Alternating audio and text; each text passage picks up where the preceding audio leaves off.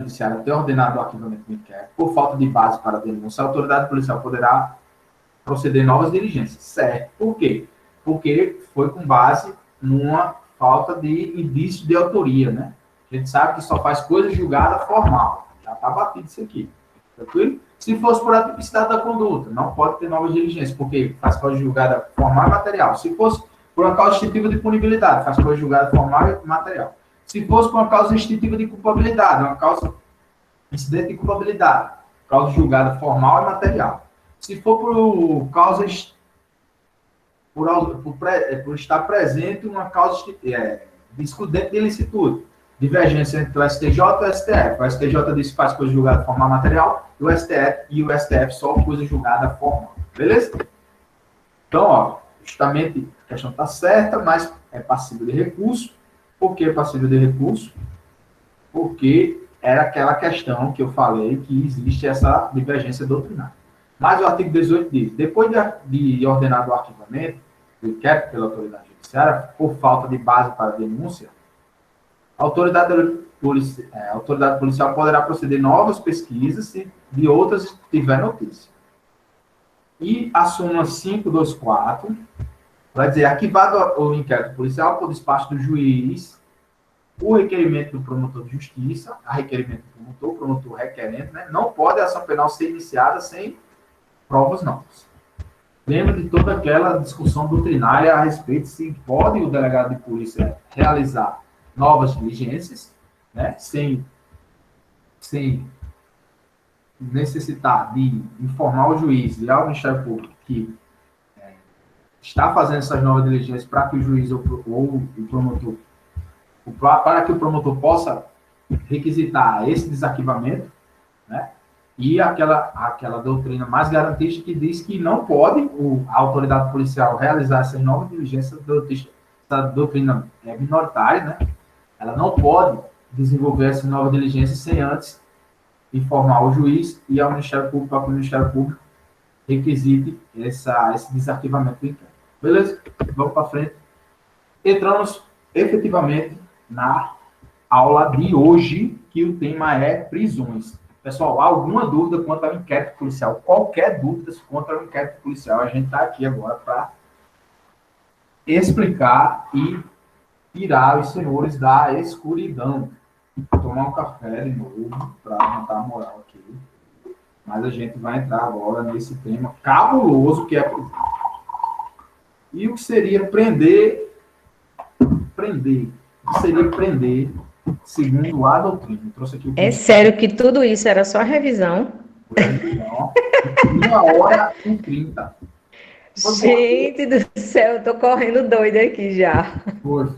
Por quê, Adriano? O que aconteceu na outra aula? Eu ia encerrar prisão. A gente deu 7 horas da noite, tá aqui, todo mundo. Não sei se você estava na minha última aula. E aí faltou a gente fazer as questões. Aí eu tive esse insight, eu digo, não, vou fazer essas questões. E dentro das questões a gente vai trazendo o que a gente comentou durante aquele... Foram as 3 aulas para fechar a enquete, né? Foi todo inquérito a gente viu. Desde lá o conceito, as características, o desenvolvimento, aquelas diligências que é feita dentro do inquérito, relatório, indiciamento, caminhou para arquivar, desarquivar. Então, a gente fez essa 1h30 de revisão aí para entrar na própria de prisão. Mas, assim, a gente falou tudo, praticamente tudo sobre inquérito. Muito pouco provável de vocês encontrarem alguma questão que não esteja aí no material dos senhores, ou que não foi dito, ou pelo menos tangenciado aqui nos nossos inquéritos. Então, inquérito, certeza de questão de prova. Certeza absoluta. Beleza? A gente entra agora em prisão. Prisão a gente introduz hoje. Né? Eu já estou me despedindo aí dos senhores, que vai ser uns 30 minutinhos só para a gente introduzir o tema. Próxima aula a gente vê prisão em flagrante. Gostoso demais de estudar. Prisão preventiva, prisão temporária. Beleza? E prisão temporária, a gente aprofunda mais, a gente vai mais aos detalhes na aula lá de leis penais especiais. Nas leis penais especiais, a gente vê prisão com um detalhe que merece ser visto. Tranquilo? Vamos lá na prisão. A prisão é a privação da liberdade de locomoção do indivíduo em virtude de seu recolhimento ao cárcere. O que faz um ser humano colocar o outro na jaula, hein? Me diz aí. Qual a opinião dos senhores? O que é que faz um ser humano colocar o outro na jaula, no cárcere? Então, essa prisão ela tem que acontecer ou por flagrante delito, ou por ordem escrita e fundamentada do juiz competente, ou em face da transgressão militar, acabou antes aí, e tem mais um soldado aqui, né, na aula, e um crime propriamente militar. Então, pessoal, aqui está as hipóteses em que pode um ser humano ser enjaulado, ser preso e ir ao cárcere. Ou ele vai estar em flagrante delito, boa, Lucas, ou em flagrante delito, ou por ordem escrita e fundamentada do juiz competente, ou em face da transgressão militar. Essa aqui é uma desgraça. E os caras fundamentam tudo por isso aqui. As prisões de militar, de transgressão militar, os caras vão fundamentar aqui na disciplina.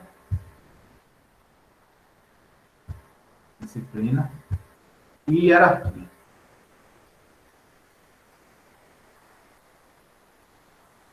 Porque aqui é a base institucional do militarismo.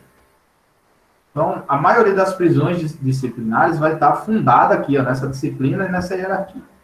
Mas hoje já melhorou bastante, porque essa prisão disciplinar, essa prisão militar, que é a prisão disciplinar, prevista no Estatuto próprio, ela precisa de se desenvolver dando os direitos e as garantias fundamentais de um devido processo legal administrativo.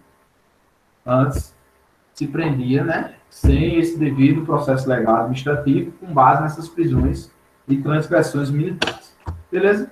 Então, a gente vai ver que eu posso cessear a liberdade de locomoção do indivíduo, em regra, recolhendo ao cárcere, em caso que ele esteja numa prisão flagrante. A gente vai ver a natureza jurídica da prisão flagrante, que a doutrina ela vai se dividir, dizendo que é uma prisão pré-cautelar, e a outra doutrina vai dizer que é uma prisão cautelar. E essa cautelaridade a gente vai analisar à luz da audiência de custódia e em face dessa transgressão militar ou crime propriamente militar. O crime propriamente militar é previsto lá no Código Penal Militar. Beleza? As espécies de prisão. A primeira aí é a prisão civil. Não haverá prisão por dívida, salvo a do depositário, a do responsável pelo inadimplimento voluntário e inexcusável de obrigação alimentícia e do depositário fiel. Cuidado aqui, ó, com a convenção, cuidado aqui com essa Convenção Americana de Direitos Humanos, que é conhecido como o Pacto de São José da Costa Rica. Pacto de São José da Costa Rica. Essa Convenção Americana de Direitos Humanos, Costa Rica, essa convenção foi incorporada no direito brasileiro com status de norma supralegal. Quer dizer isso? A gente já conversou sobre isso.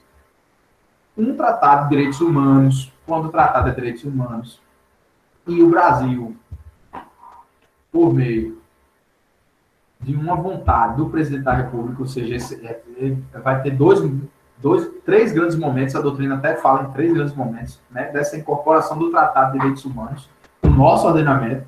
No primeiro momento, eu tenho aí o presidente da República agindo como chefe de Estado. Lembra lá, as aulas de direito constitucional, que o presidente da República ele pode estar agindo como chefe de Estado e como chefe de governo. Quando é que ele está agindo como chefe de Estado? Nas relações internacionais. Ele representando a República Federativa do Brasil. Essa República Federativa do Brasil, ele faz aí a adesão desse tratado de direitos humanos. Esse tratado, ele precisa ser referendado pelo Congresso Nacional.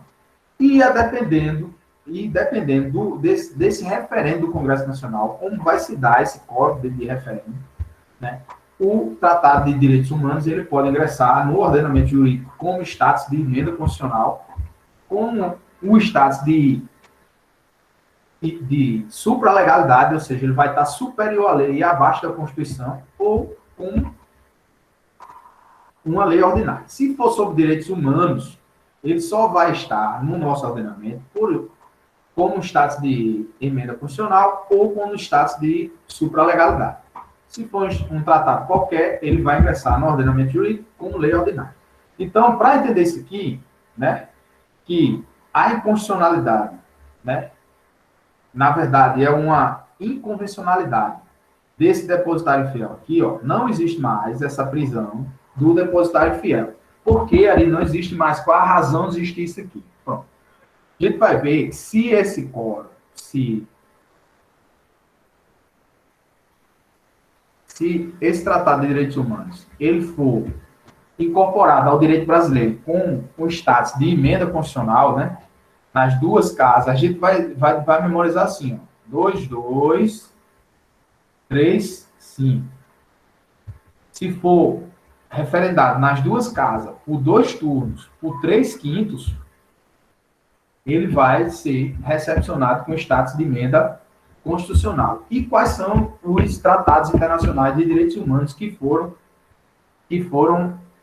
introduzidos ao nosso ordenamento jurídico com esse status? A gente tem o Tratado de Marrakech e o Tratado das pessoas, para o acesso das pessoas com deficiência visual àquelas obras de arte.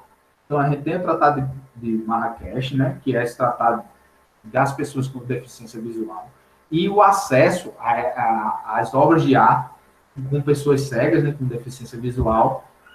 A gente foram 2 tratados internacionais que foram incorporados ao direito brasileiro com esse status de emenda constitucional.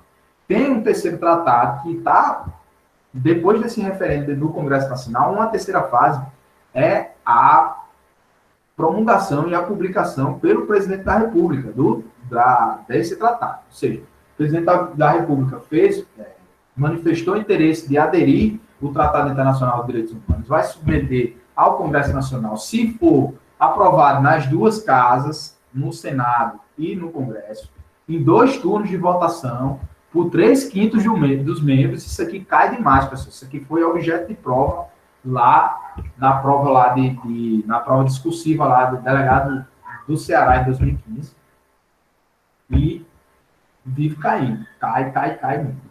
Então, ó, qual que é o efeito aqui? Se o tratado caiu na PRF, caiu em todo canto, né, Gustavo? Tá aí também, né, Gustavo? Tá só na moita, né, bicho? Pareça. Suas intervenções são sempre muito boas, né? Você, Adriana, essa galera aí, Josiane, a galera que tá no gás aí, estudando, valendo aí para os concursos, né? Então é isso.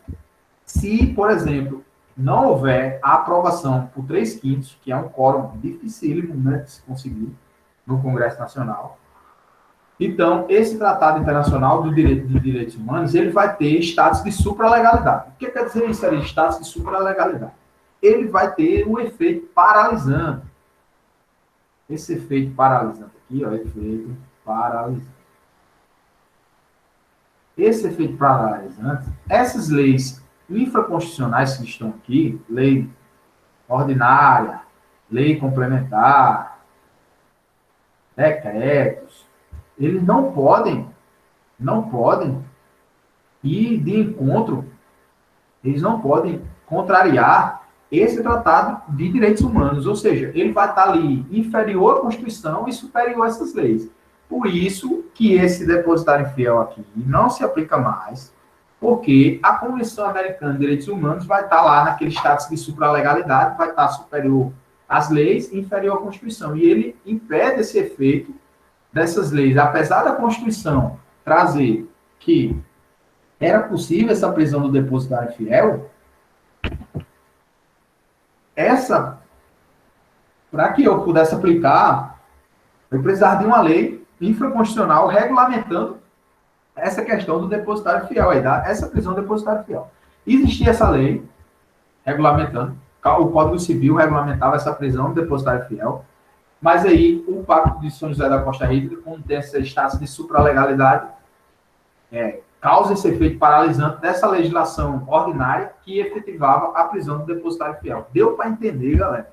Então, o artigo 7 da Convenção de Direitos Humanos vai dizer assim: ninguém deve ser detido por dívidas Este princípio não limita os mandados de autoridade judiciária competente expedida em virtude de inadimplemento de obrigação alimentar. Então,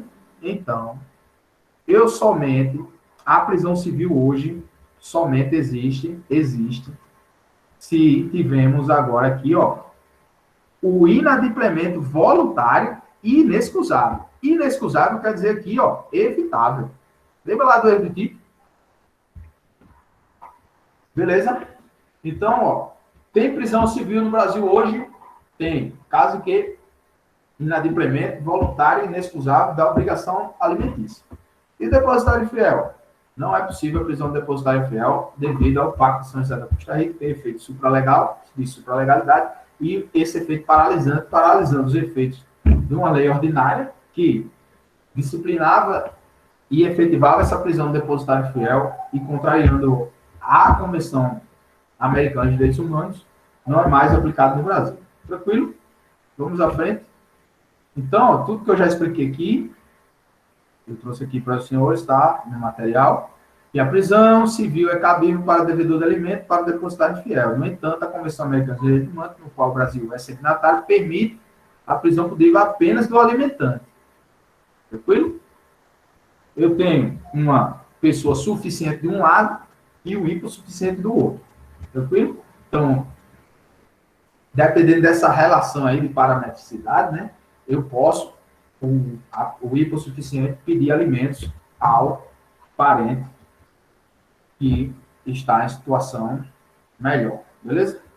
Então, a partir dos julgados, esse recurso extraordinário, 466343, e o HC 87585, nos quais o STF definiu que os tratados internacionais de direitos humanos têm status supralegal. Isso é só uma criação aqui no Brasil. A doutrina, inclusive, critica isso, né? Esse Frankenstein aí, que a gente só observa no Brasil. Todas as normas que tratavam da prisão depositária fiel restam derrogadas quando a palavra de julgamento tiver a sua eficácia paralisada. Beleza? O efeito paralisante. Eu trouxe a jurisprudência aqui, ó, a súmula vinculante 25. O que quer dizer a súmula vinculante 25? É ilícita a prisão do depositário fiel, qualquer que seja a modalidade do depósito. Beleza? Descabe a prisão civil do depositário judicial fiel. A súmula do STJ 419. Então, já tem o entendimento sumulado que não se aplica ao depositário fiel, prisão. Tranquilo, pessoal? Prisão, hoje, somente em flagrante. A prisão civil, no caso do descumprimento de pensão alimentícia, né? E no caso de ordem judicial, escrito fundamentado da autoridade judiciária competente, e aí vai decorrer de uma prisão temporária ou de uma prisão preventiva, beleza? Essa prisão do falido também não é constitucionalmente mais válida, mas eu trouxe aqui só para lembrar para os senhores, né? E essa prisão do falido estava prevista aqui, ó, nesse decreto 7661 de 45. Este artigo não foi recepcionado pela Constituição Federal. O que quer dizer que ele não foi recepcionado? Porque ele é anterior à Constituição, né? Ele é de 45, então aqui eu não tenho juízo de inconstitucionalidade, eu tenho um juízo aqui, ó, de não recepção, porque a Constituição é de 88, beleza? Eu trago aqui a súmula, né, do STJ, a súmula 280, trago aqui o texto de lei, a gente já viu aqui o texto da Constituição, aliás, tanto o artigo 61, ninguém será preso, senão em flagrante delito, ou por autos fundamentados. Ó, Adriana e Gustavo, quando estiver fazendo sua representação por uma prisão lá nas peças, né, que o delegado de polícia representa ali por prisão temporária, prisão preventiva, você vai fazer e está mitigando aqui, ó, você vai estar ali violando direitos fundamentais com ordem judicial, né, porque eu tenho de um lado o direito à proteção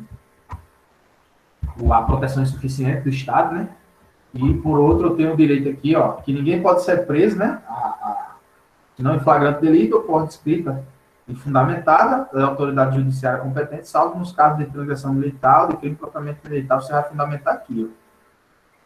Inclusive eu coloquei lá na minha peça esse artigo, o artigo 5º inciso 61, tem que memorizar e decorar ele, porque sempre que você for representar por uma prisão, é bom